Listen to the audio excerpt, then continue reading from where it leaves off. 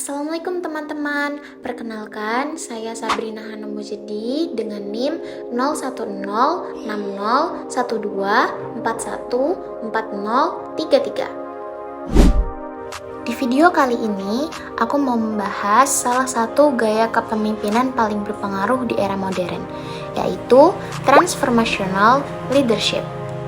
Gaya kepemimpinan ini gak cuma tentang mengatur orang lain, tapi tentang bagaimana seorang pemimpin menginspirasi perubahan positif dan menumbuhkan budaya organisasi yang manusiawi. Tokoh yang aku pilih untuk mewakili gaya kepemimpinan ini adalah Bang Si-hyuk, pendiri Big Hit Entertainment yang kini dikenal sebagai Hype Labels, rumah dari BTS, TXT, dan banyak artis besar lain. Menurut Hadikusuma Sunyoto 2024 dalam modul Human Capital Management, kompetensi kepemimpinan dan navigasi menuntut seorang pemimpin untuk memimpin perubahan, memotivasi orang lain, dan membangun dukungan terhadap visi organisasi. Dan gaya kepemimpinan yang paling mencerminkan hal itu adalah transformational leadership. Gaya ini punya 4 karakter utama. Yang pertama, idealize influence. Pemimpin jadi panutan moral dan integritas. Yang kedua, inspirational motivation. Menanamkan semangat dan visi bersama. Yang ketiga, intellectual stimulation. Menumbuhkan kreativitas dan ide baru. Yang keempat, individualized consideration. Memahami kebutuhan unik tiap anggota tim. Gaya ini membuat organisasi lebih adaptif, inovatif, dan berorientasi pada pengembangan manusia, bukan sekedar hasil jangka pendek. Menurut artikel Amino Apps 2021, Bang Si-hyuk dikenal sebagai pemimpin yang memanusiakan manusia. Ia membangun perusahaan bukan hanya untuk menghasilkan musik, tapi untuk mengembangkan potensi dan kejujuran emosional artis-artisnya. Hal itu terlihat dari cara ia memperlakukan BTS sejak awal karir mereka, memberi kebebasan berekspresi, menulis lagu sendiri, bahkan menyampaikan pesan sosial lewat musik. Ini mencerminkan intellectual stimulation dan individualized consideration yang kuat.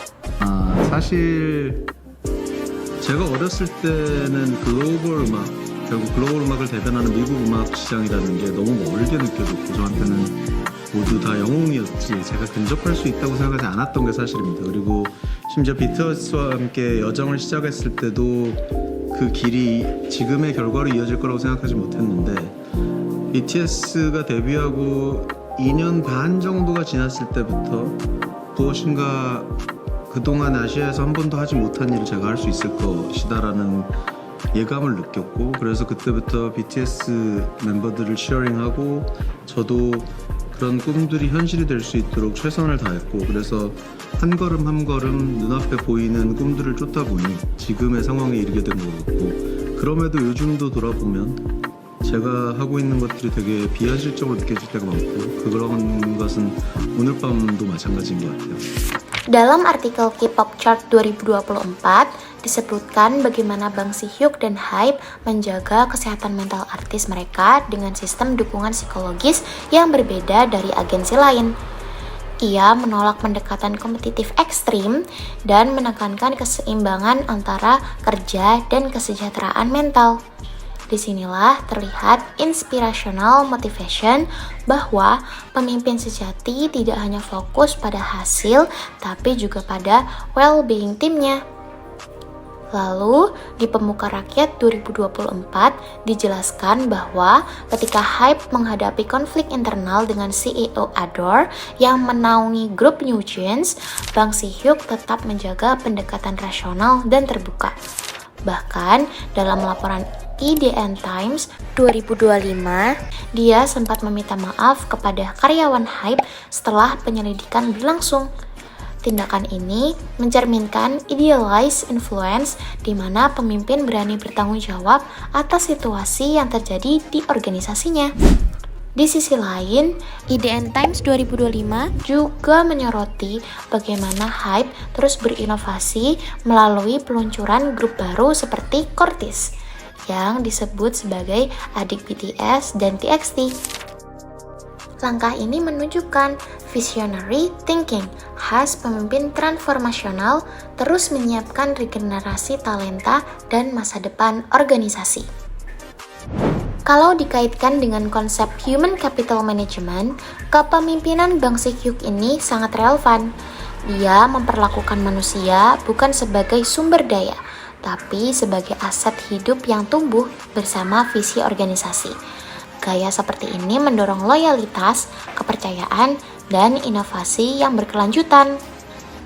Di tengah tekanan industri hiburan yang keras, ia memilih jalur kepemimpinan yang humanis, bukan otoriter, tapi inspiratif.